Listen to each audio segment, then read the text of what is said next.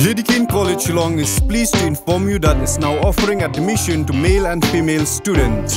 Yes, you heard it right, only at the Department of Tourism and Travel Management. For a promising career, join 4 years professional program that is Bachelor of Tourism and Travel Management at King College Shillong.